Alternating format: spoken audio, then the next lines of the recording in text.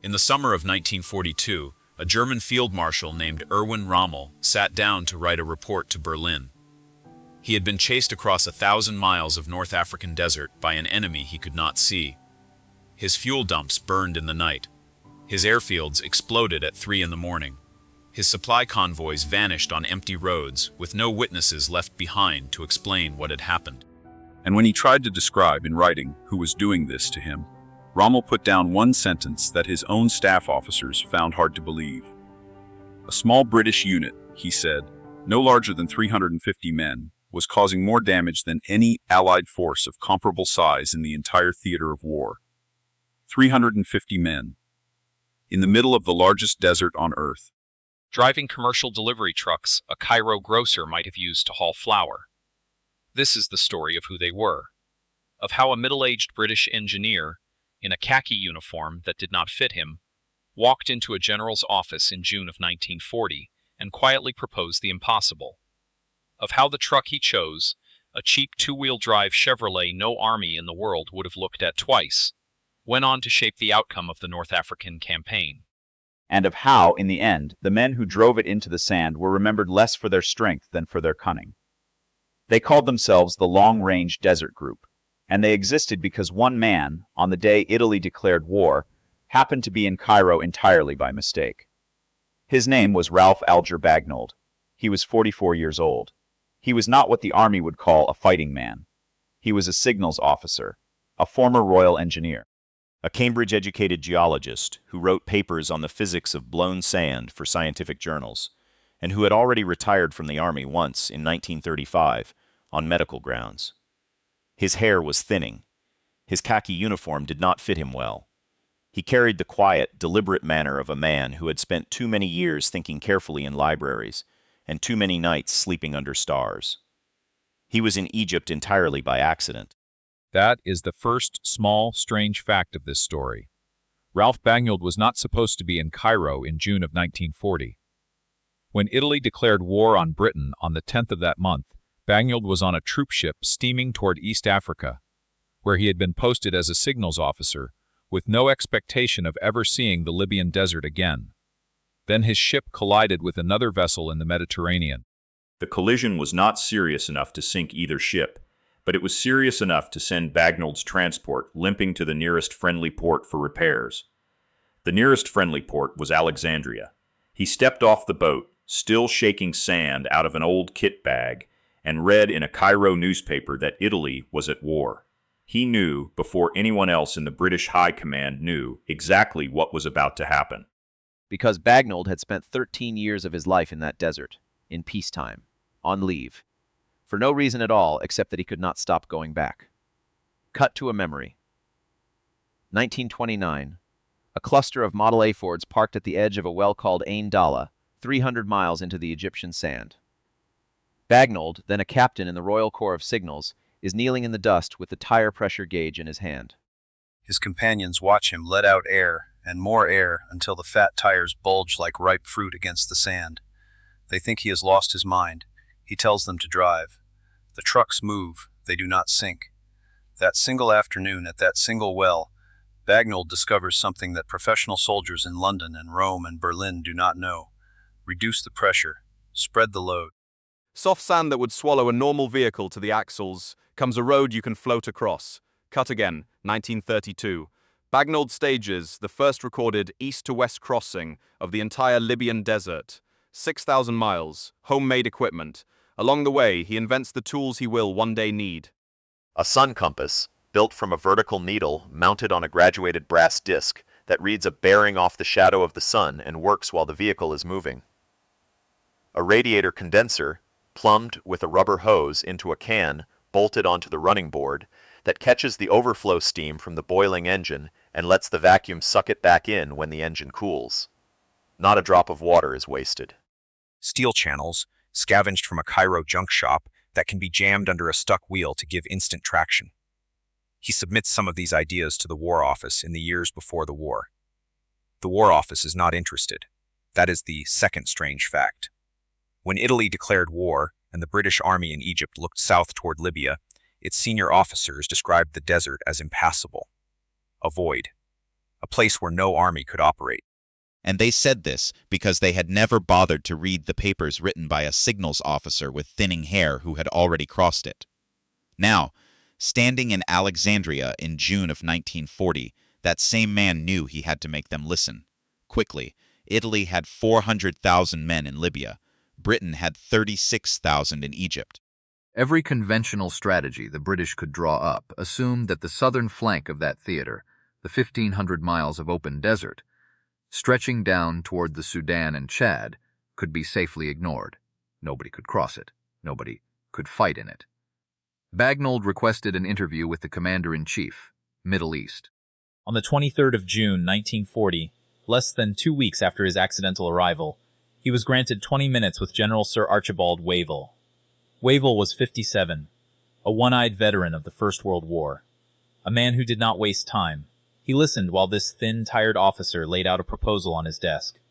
Small patrols, modified civilian trucks, deep penetration of the Libyan interior, reconnaissance, intelligence gathering, and when the opportunity arose, what Bagnold politely called acts of piracy.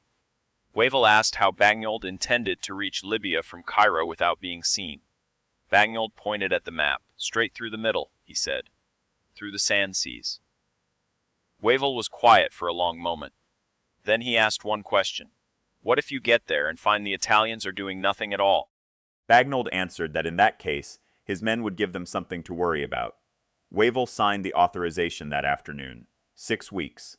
Any request that Bagnold made was to be met, in Wavell's own written words, instantly and without question. 6 weeks. To build a unit from nothing. To find the men. To find the trucks. To find the fuel and the water and the ammunition and the radios. To train volunteers, most of whom had never seen a desert, in the specialized skills that had taken Bagnold a decade of civilian expeditions to master. The first thing he needed was beige people who already knew what he knew, and there were only 3 men alive who did. Guy Prendergast, his oldest desert companion, was in Britain and could not be released. Bagnold would have to do without him for now. William Kennedy Shaw, an archaeologist by trade and one of Bagnold's fellow desert travelers in the 30s, was working as the curator of the Jerusalem Museum in Palestine. Patrick Clayton, a surveyor of nearly 20 years' experience with the Egyptian Survey Department, was doing field work in the wilds of Tanganyika, over 2,000 miles to the south. Within 3 days, Kennedy Shaw was in Cairo, still dusty from Jerusalem, being fitted for the uniform of a captain in the intelligence corps. Clayton was located by cable, bundled onto a special aircraft in Central Africa, and delivered to Bagnold's headquarters practically before he had time to pack his surveying instruments. Both men were commissioned on arrival. Neither asked why. The only pre-war companion already in Cairo was a serving officer named Rupert Harding Newman, seconded to the Egyptian army as a liaison. Egypt was not officially at war. Its army was not permitted to fight, but its warehouses were full of vehicles. Harding Newman knew where every one of them was parked. Then came the strangest procurement decision of the entire North African campaign. The British Army in Egypt in 1940 possessed almost no vehicle suitable for what Bagnold needed. The purpose-built military trucks were too heavy, too thirsty, too undertired for soft sand, and there was no time to order anything new. So Bagnold and Harding Newman got in a car and drove around Cairo, not to army depots, to commercial car dealerships. They walked between rows of ordinary Chevrolet delivery lorries baking in the sun. 2-wheel drive, 85 horsepower inline sixes, 20 gallons of fuel per tank. Nothing about them said war. Bagnold pressed his thumb into the sidewalls. He checked the gearbox oil. He drove one through a patch of soft ground beside the Nile and watched how it behaved. He decided. Some of the trucks were bought outright from civilian dealers with British Army money. Others were quietly borrowed from the peacetime stocks of the Egyptian army, a country not yet at war, through the good offices of Harding Newman. A few came through regular military channels. There was no coherent supply chain. There was no procurement committee. There was a Cambridge-trained sapper with a briefcase and 6 weeks on the clock. While Kennedy Shaw drafted training manuals and Clayton set about mapping routes across the sand seas, Bagnold turned to the harder question. Who would drive the trucks? He wanted men who could live for weeks in complete isolation, who could repair an engine in the dark, who did not panic, who did not need to be told what to do every hour of every day, who had grown up doing hard, practical work with their hands. He asked to speak to the volunteers of the 2nd New Zealand Division. More than half the division put their hands up. He selected 2 officers and 85 other ranks. Most of them came from the Divisional Cavalry Regiment and the 27th Machine Gun Battalion. Farmers' sons, sheep station boys, mechanics from small towns south of Auckland.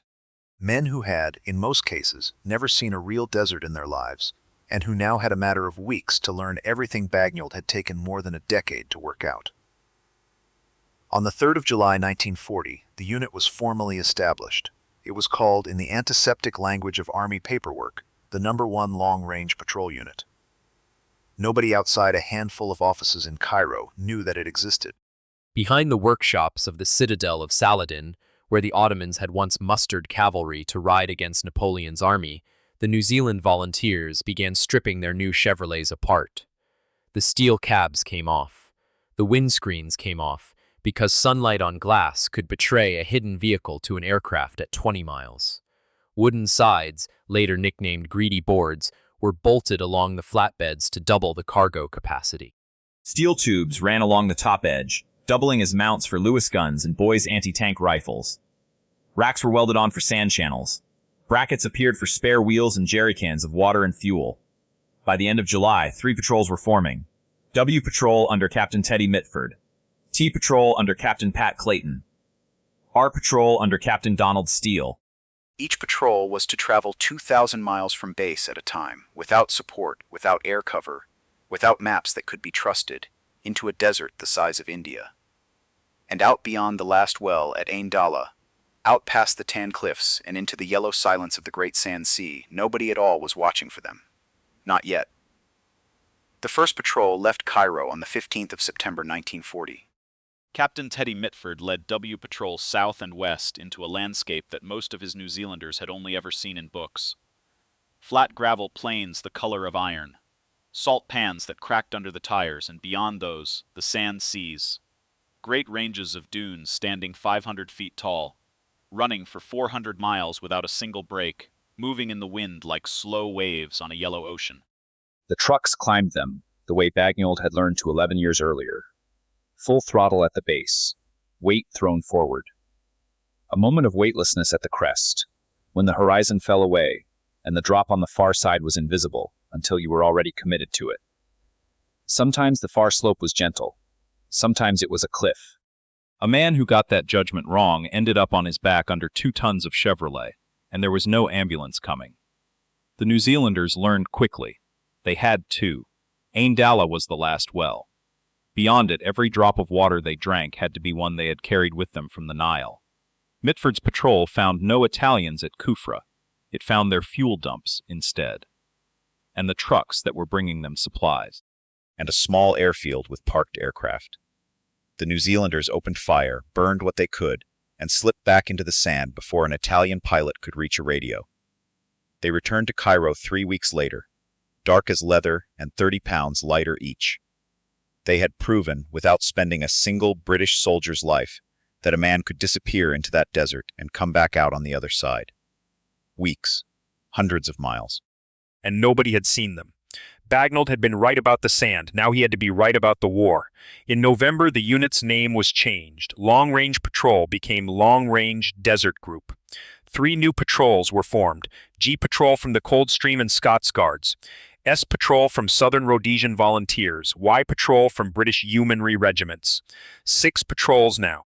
About 200 men and 100 trucks, though the numbers changed every week as trucks broke down or were lost, and men were killed or captured or invalided out, and then, at the end of December, they went to war for real. Captain Patrick Clayton, 44 years old, gray at the temples, silent in the way of men, who had spent 20 years alone with a theodolite in empty country, led 76 men and 26 trucks out of Cairo on the 27th of December 1940. Their target lay 1,400 miles across the desert. It was the Italian fortress town of Merzouk, deep in the Fezzan region of southwestern Libya, near what is now the border with Niger. They were joined by 20 Free French soldiers under a colonel named Jean Colonna d'Ornano, who had arranged for camels to carry fuel through the Tibesti Mountains ahead of them. For 15 days they drove, through the Great Sand Sea, across the gravel plains, through nights so cold the water in their canteens froze solid, and days so hot the men's boots left prints in the melting rubber of the running boards.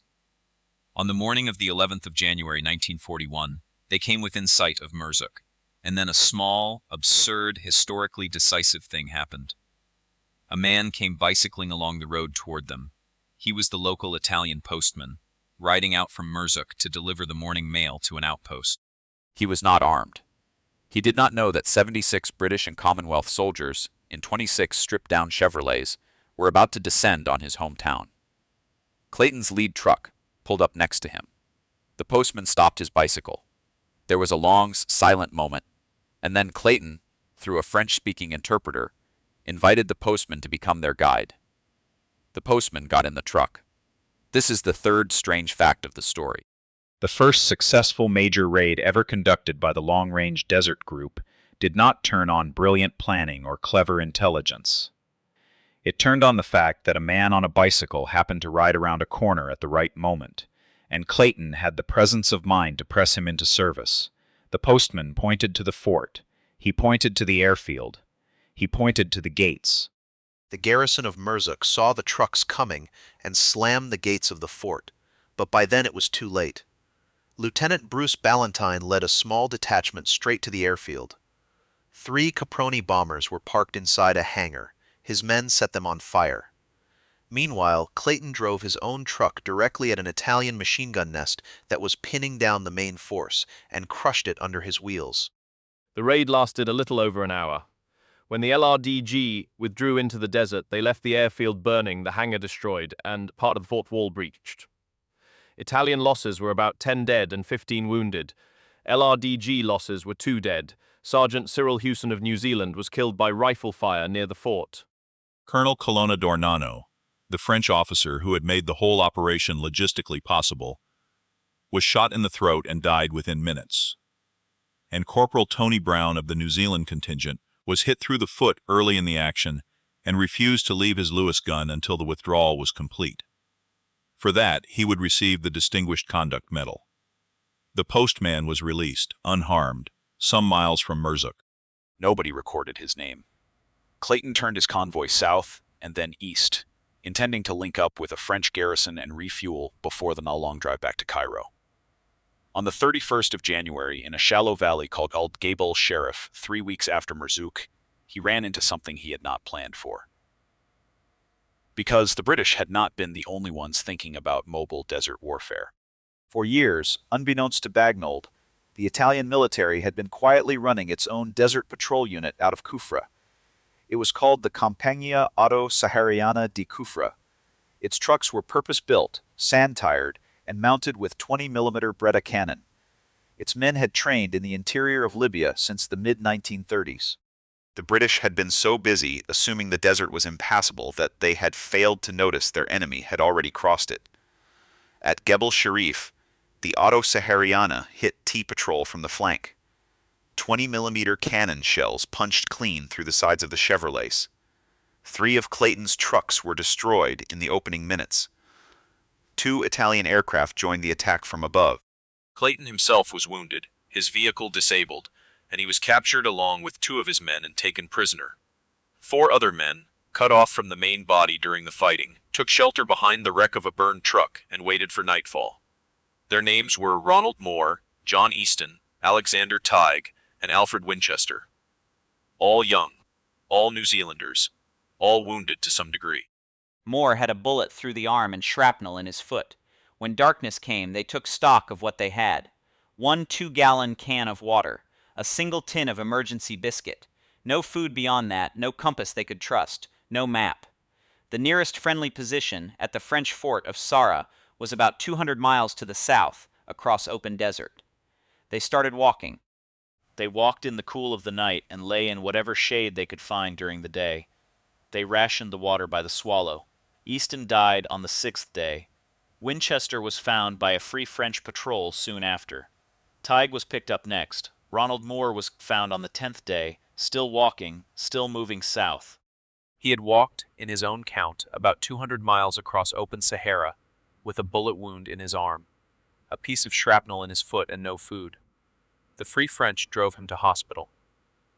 He received the Distinguished Conduct Medal, and he lived to be an old man, though what he had seen and what he had done in those 10 days he rarely discussed with anyone afterward. The long-range desert group had lost its founding pilot officer.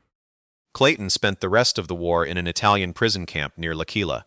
He would be visited there, in a small and haunting footnote to this story, by the Hungarian desert explorer Laszlo Almasi, who had been Clayton's peacetime friend before the war, and was now a German spy running agents across the Sahara for Rommel. They talked politely about old expeditions. Then Almasi left. Clayton would not come home until 1943. The rest of that year settled into a rhythm that would define the unit's life. In August of 1941, Bagnold was promoted out of direct command of the LRDG and moved into a broader staff role at Middle East headquarters, where he would remain, working on desert intelligence questions until he left the Army in the summer of 1944. He did not go home. He did not stop working. He simply handed off the child he had built to another man, a Royal Tank Regiment officer named Guy Prendergast, who took over the LRDG in his place. And then the Army did something that nearly destroyed the unit.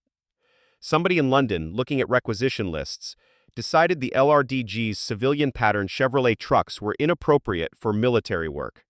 They ordered a replacement. A four-wheel drive Ford F-30, powered by a large V8 engine, purpose-built for the Army. On paper, it looked superior in every way.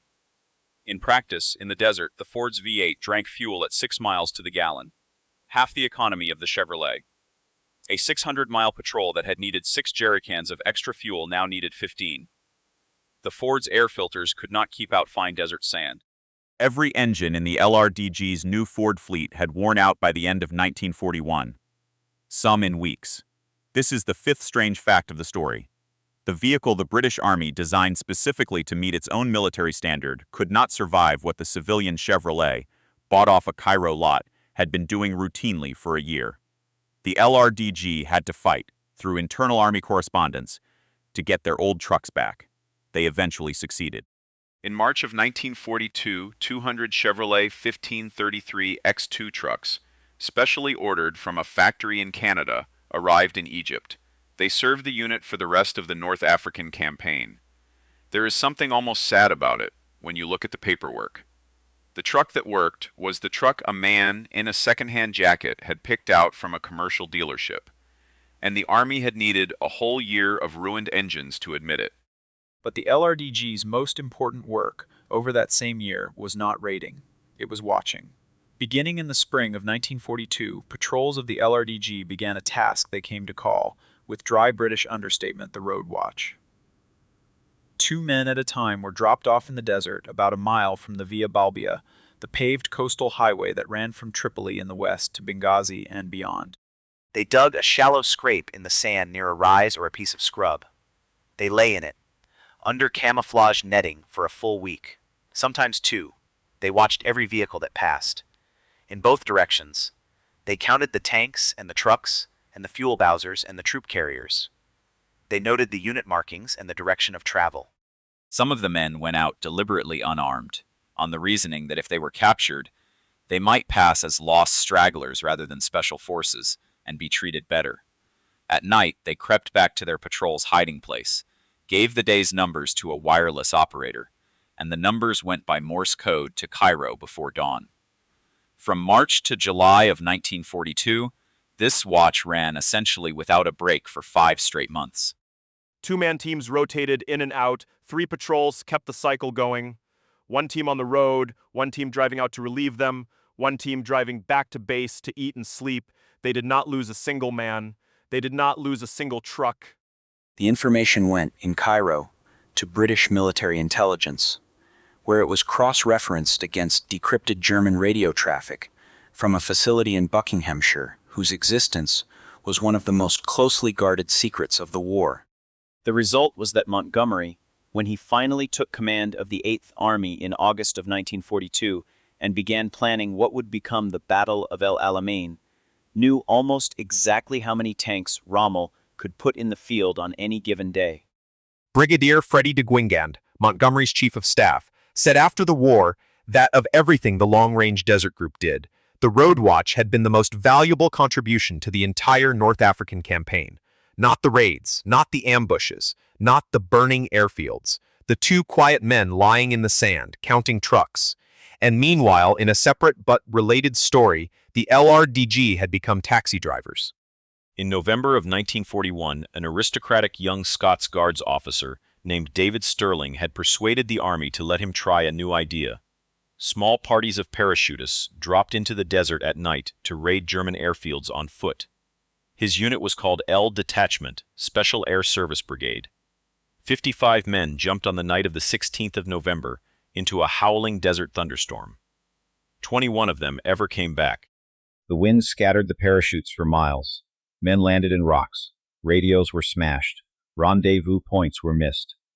Of the survivors, most owed their lives to Captain Jake Easonsmith of the LRDG, 32 years old, a wine merchant from Bristol in another life, who drove our patrol to the prearranged pickup point and gathered up 21 broken, dehydrated men out of the sand and drove them home.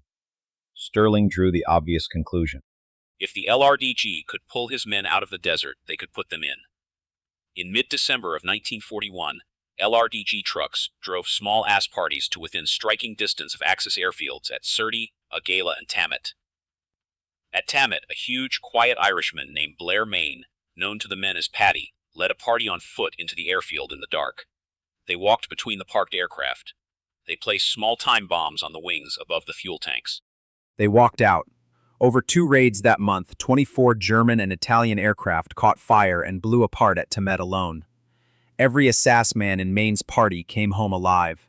That month, standing in the dark behind Tamet airfield, watching the fuel dumps burn on the western horizon, the LRDG drivers earned a nickname that stuck to them for the rest of the war.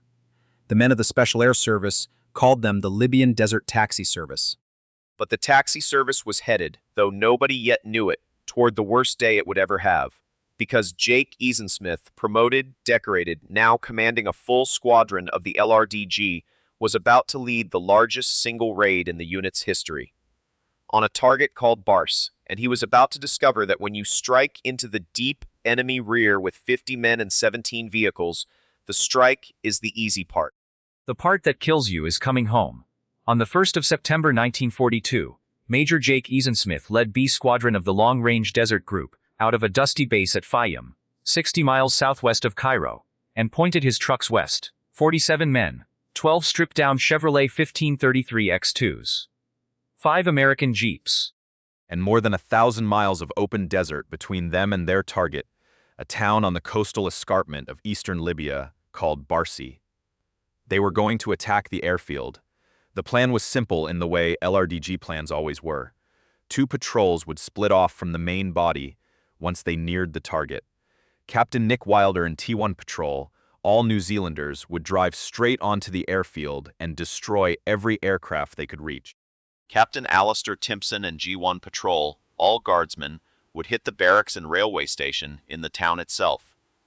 Easonsmith would hold the middle, roaming with his command jeep, looking for whatever needed killing. A doctor named Captain Dick Lawson, universally called Doc, would set up a casualty station somewhere quiet outside town. When it was over, they would all fall back to a rendezvous in the hills and drive 1,000 miles home in the other direction.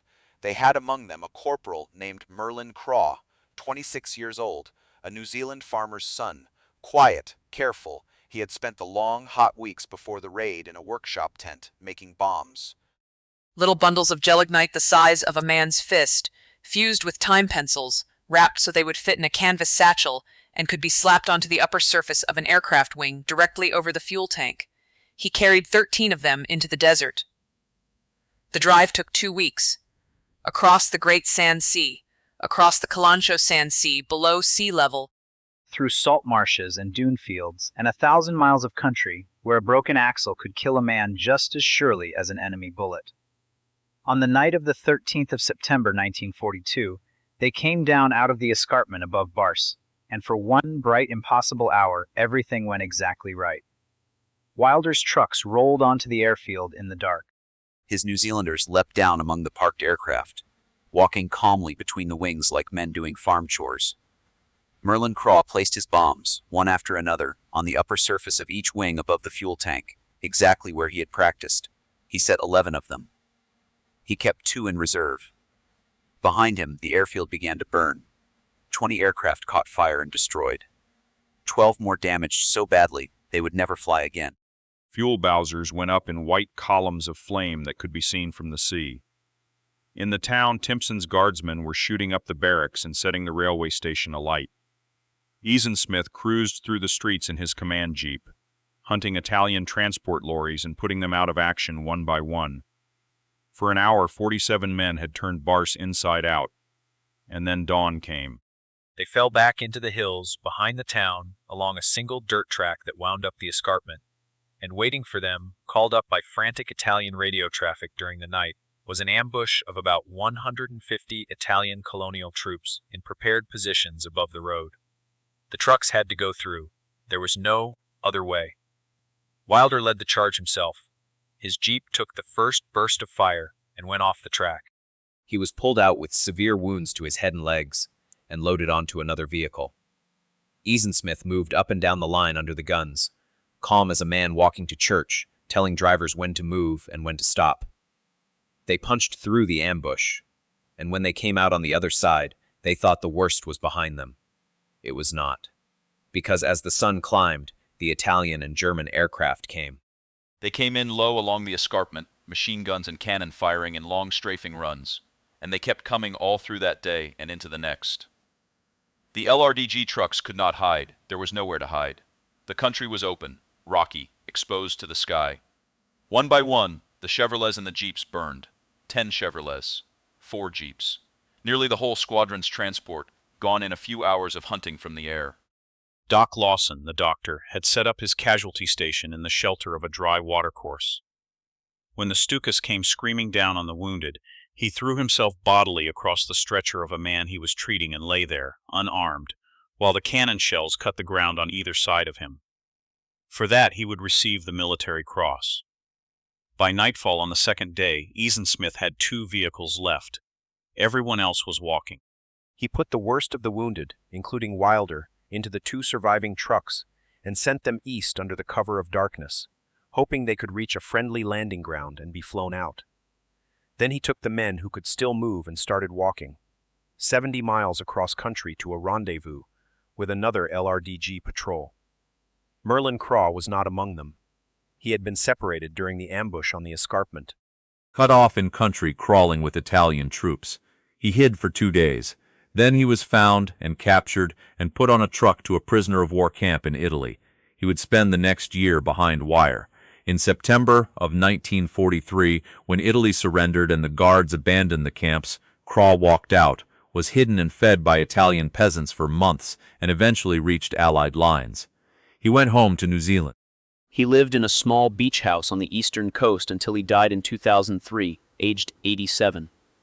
The airmen he had helped kill at Barce were, on the raid's own accounting, more than the LRDG had destroyed in any other single operation of the war. The cost had been most of a squadron. Then, 6 months later, came the moment that would make even Montgomery admit, publicly, what this small, strange unit had done for him. In late December of 1942 and into early 1943, an LRDG patrol under Captain Nick Wilder was sent on a long reconnaissance sweep along the Tunisian frontier. Rommel had fallen back from El Alamein. The Axis armies in North Africa were being pushed into a corner between Montgomery's 8th Army in the east and the American 1st Army in the west. The narrow neck of Tunisia was defended by a fortified line the Germans called the Mareth Line, running from the sea to a range of low mountains called the Matmata Hills. The line looked, on a British staff officer's map, impossible to outflank. Because south of the Matmata Hills was more mountainous country, and beyond that the Great Sand Desert. No army had ever moved through it. Wilder went and looked anyway. He found something. A rough track through the western Jebel Dahar, a pass that no European map had ever recorded, wide enough and hard enough for military vehicles. He drove through it himself, He drove back, he reported. The pass took his name. It appears on maps today as Wilder's Gap. His intelligence, combined with a broader reconnaissance of the Tebaga corridor further north, gave Montgomery the piece of ground he needed. In March of 1943, the 2nd New Zealand Division swung wide around the Meath Line, moved through country the Germans had believed impossible, and came at the German rear through the Tebaga Gap. The Germans were forced to abandon the Meath position. Afterward, Montgomery said, on the record, that without the reconnaissance of the long-range desert group, his flanking attack would have been a leap in the dark. That was the high mark of the LRDG's war. By May of 1943, the Axis armies in North Africa had surrendered. 250,000 German and Italian prisoners were marched into cages along the Tunisian coast. The Desert War was over, and with it, the reason the long-range desert group had existed. The unit was pulled out of Egypt and sent north to Lebanon, into the Chouf Mountains above Beirut, to be retrained for a new role in mountain warfare in the Balkans or Italy. They spent the summer learning to climb and ski. Then, in September of 1943, Italy surrendered to the Allies, and the Aegean Sea, ringed with Italian garrisoned islands, suddenly seemed like an open door into southern Europe. Winston Churchill wanted the islands seized. The long-range desert group was sent, along with a scratch collection of British and Greek units, into the Dodecanese, to places called Kalymnos, Castellarizo, Leros, Levitha. They were used as light infantry, holding ground, which was not what they had been trained for, which was not what they were. The Germans came for the islands with paratroopers and Stukas. On the 24th of October 1943, a small LRDG detachment landed at Levitha, a barren rock of an island in the Aegean, believing it lightly held. It was not lightly held. It was garrisoned by German troops. By nightfall, nearly the entire detachment was lost, killed, wounded, or captured. About 40 men in a single day. It was more men lost, in one landing, than the unit had lost on some of its longest desert operations. 3 weeks later, on the 16th of November 1943, the main German assault came in against the island of Leros. Lieutenant Colonel Jake Easonsmith, 34 years old, wine merchant of Bristol, commander of the long-range desert group, was moving through the streets of the port town of Leros, organizing his men for the defense, when a German sniper's bullet found him and killed him instantly. He is buried in the Leros War Cemetery today. Grave number 3, Plot B. 2 days later, the island surrendered. Bill Kennedy Shaw, who had served under Bagnold since the first week, later described Easonsmith as the finest man the LRDG ever produced. It was coming from Kennedy Shaw, not a phrase used lightly. Captain David Lloyd Owen, who had joined the unit as a very young officer in early 1941 and had grown up inside it, took command in Easonsmith's place. He would rebuild it. In the last 18 months of the war, the reformed long-range desert group, no longer built around trucks but now around small boats and parachute drops, would raid German garrisons on the Adriatic Islands, work with Yugoslav partisans, and put small teams on the ground behind the German lines in northern Italy. But the desert unit, the unit of Chevrolet trucks and sun compasses and men lying by the Via Balbia counting tanks, was gone. At the end of the war in Europe, Lloyd Owen formally requested that the unit be sent to fight the Japanese in Burma. The War Office declined. The long-range desert group was disbanded on the 1st of August 1945. 350 men at its largest. Never more than that. Ralph Bagnold left the army on the 7th of June 1944 with the honorary rank of brigadier. He did not command another combat unit after handing over the LRDG in the summer of 1941. He went back to writing scientific papers about the physics of blown sand. His book on that subject, first published in the middle of the war in 1941, became the founding text of an entire scientific discipline. Decades later, NASA scientists studying the Martian surface named a range of dunes after him. Bagnold Dunes. Aeolian ripples on another planet. Named for a signals officer who bought his first war trucks off a car lot in Cairo. He lived to be 94. He died in the summer of 90. Pat Clayton came home from his Italian prison camp in 1943, boarded service a courtier to raid on Merzuk, and returned to his old surveying work. He died in 1962. Ronald Moore who had walked 200 miles alone across the Sahara with a bullet in his arm, lived quietly in New Zealand for the rest of his life, and rarely spoke about what he had done. David Lloyd Owen retired as a Major General. He wrote the definitive memoir of the unit, called it Providence Their Guide, and in 1983, 40 years after the Desert Campaign ended, he flew back to Libya and drove out into the sand looking for the trucks his men had abandoned there in 1941 and 1942. He found one. A stripped-down Chevrolet 1533 X2, tipped onto its side in the lee of a dune. The paint still legible on the wooden greedy board, W8. W Patrol, truck number 8. And underneath, in careful hand-painted letters, the name a young trooper named Clarkey Woodford had given it in a Cairo workshop in the last months of 1940. Waikaha. They brought her home to England. She sits today in the Imperial War Museum in London, exactly as she was found.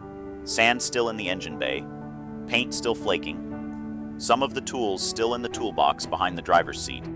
If you go stand in front of her at closing time on a quiet weekday, when the school parties have gone and the gallery is almost empty, she does not look like a legend. She looks like what she was, a cheap civilian truck. Two-wheel drive, 85 horsepower, the kind of thing a Cairo grocer might have used to haul flour. 350 men, 150 trucks, a sun's compass built from a needle and a brass disc. 6 weeks to build a unit from nothing, and 13 years before all of that, of one man refusing to believe the desert was empty. The motto they gave themselves was in Latin, non vi sed arte, not by strength but by cunning. They were not the strongest unit of the war. They were not the largest. They were not, in the end, the most decorated. But when the fighting in the desert was over and the histories were being written, Field Marshal Rommel, whose Africa corps they had watched and harried and drawn the map against for 3 straight years, would concede in his own words that this small strange band of men had caused more damage than any other British formation of comparable size. Not by strength, by cunning, by a truck a Cairo grocer might have driven. By the willingness of an aging signals officer in a badly fitting uniform to walk into a general's office one afternoon in June of 1940 and say quietly that he knew a way through.